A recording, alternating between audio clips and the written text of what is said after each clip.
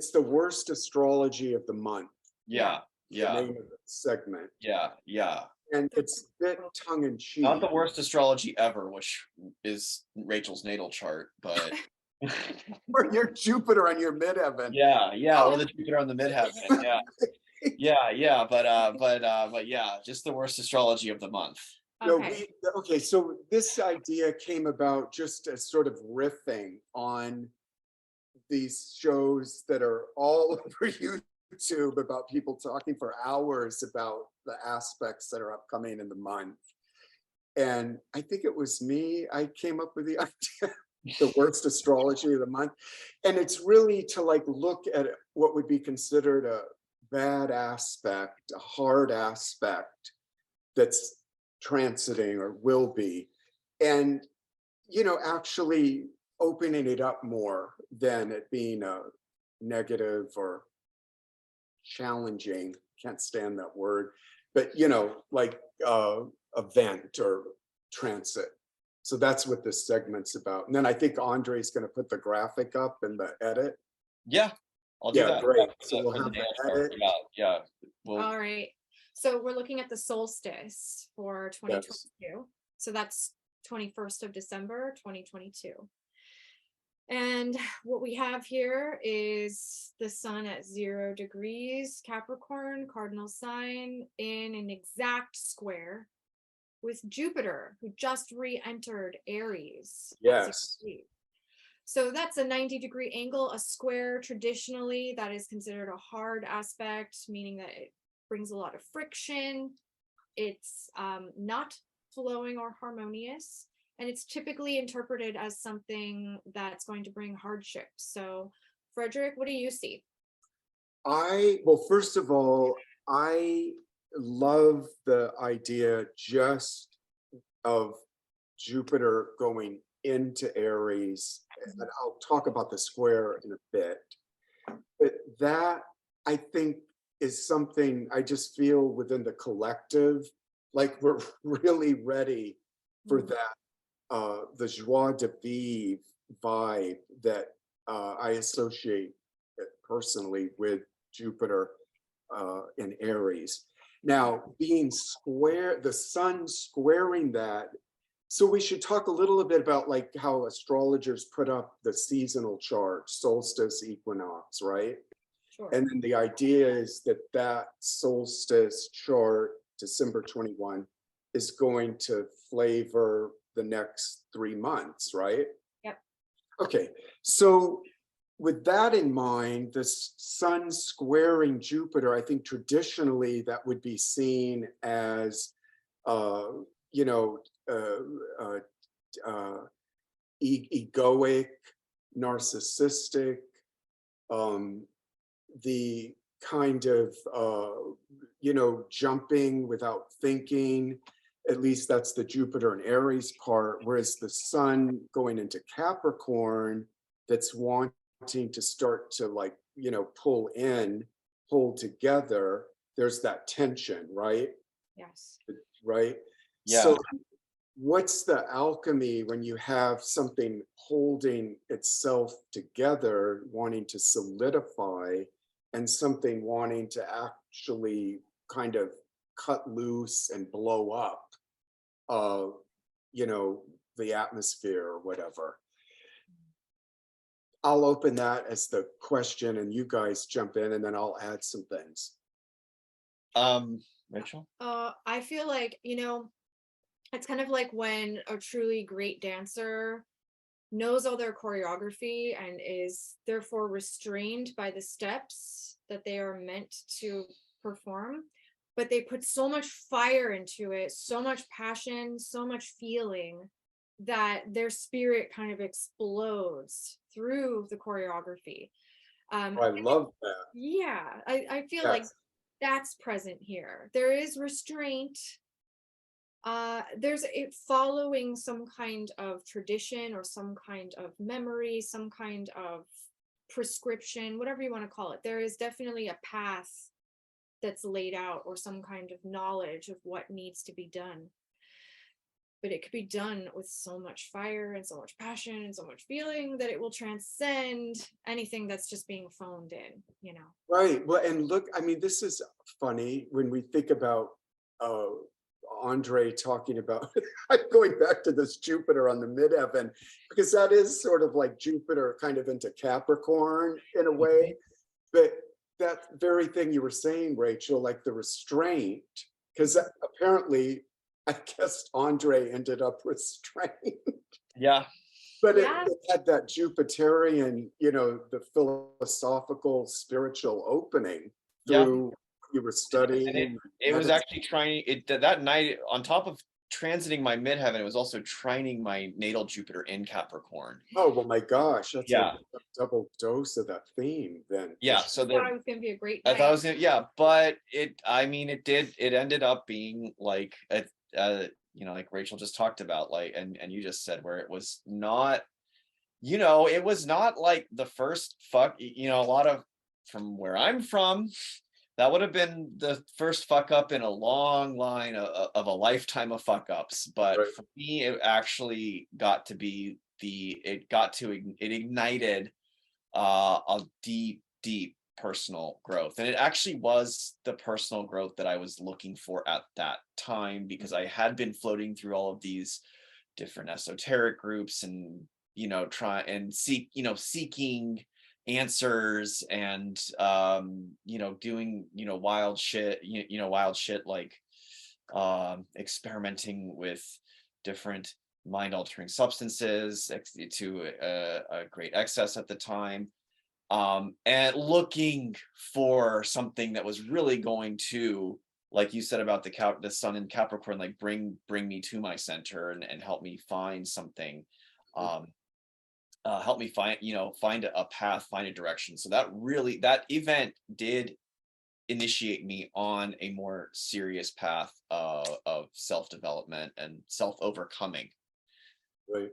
So what do So you That's a what do I great see? Yeah. category for this to fall under for Yeah. the Sun square Jupiter of the Yeah. solstice. Okay.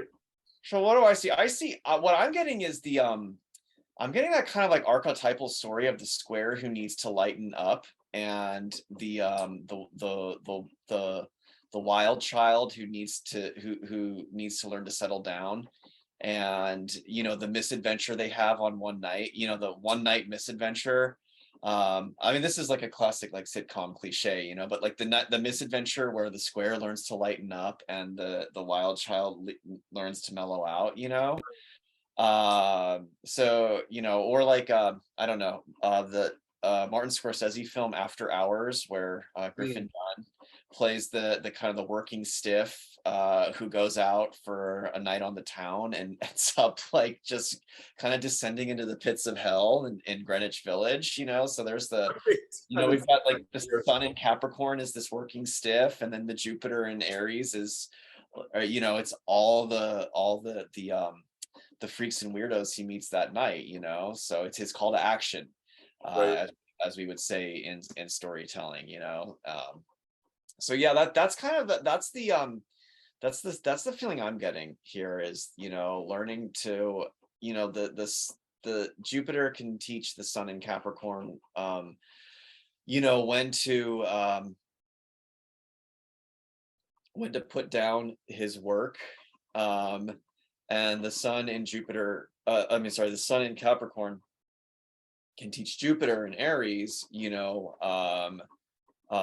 why it's maybe good to have something that resembles a plan before you leap, you know. Or how much a plan actually assists in like what Rachel was describing as release and the, you know, ability to pioneer or innovate, or having that, you know, that that base or that ground or container.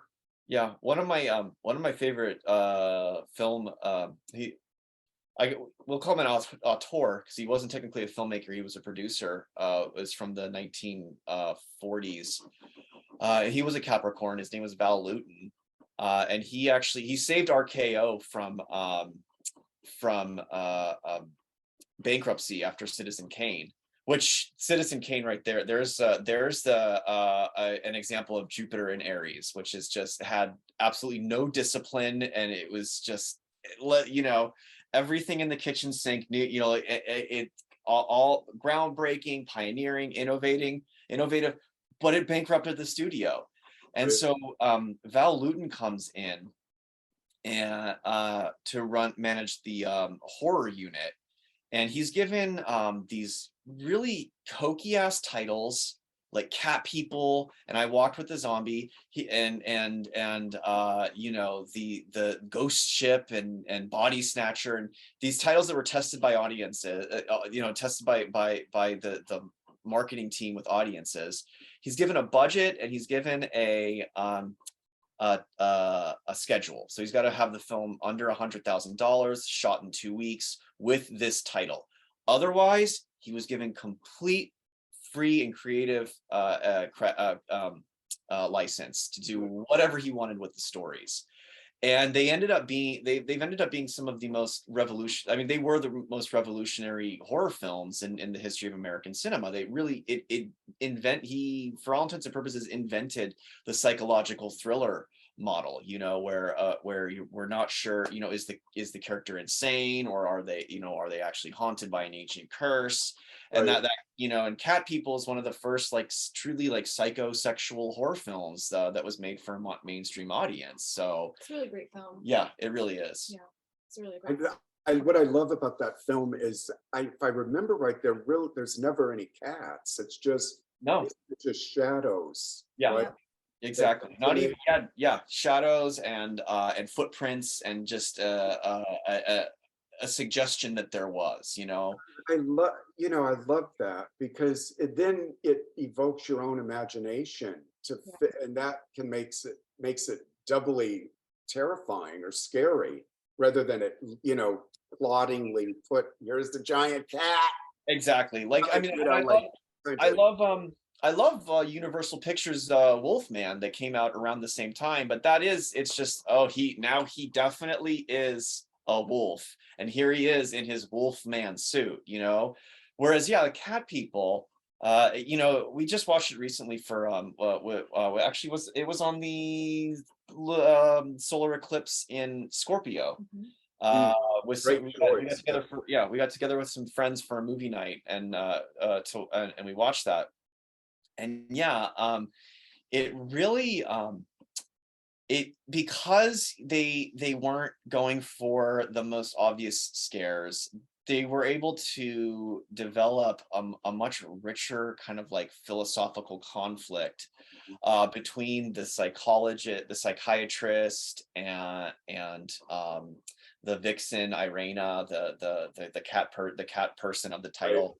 You know, and that there were these, and my friend turned to me at one moment, and he's like, this movie's really deep, because he thought that I was seriously just putting on some hokey ass B movie that we were going to make fun of, and he was like really shocked at the depth that came through. And so that's what I really think is that's what I see it, and it dovetails with what Rachel was saying about the dancer having the choreography, is that those constraints that you actually can put on your that you put on yourself creatively, have, you know, as a writer, having a word count, you know, having that you're meeting a daily word count that you're meeting, and then a word count for the a total word count for your project, so that you're not just sitting there writing endless passages that, you know, that just like that blow your, you know, that just blow your own horn, and you know, really puff up your ego. So you're actually like, am I communicating a clear message to my reader? And you know, I think it's a value. It's the worst for somewhat for it's the worst astrology for the fact that we just, you know, with Jupiter and Aries, we're going to just want to look before we leap. But it's one of those conditions that we can really draw something monumental out. I love that. That's great. I think that's a good way for us to end. I think so. It's like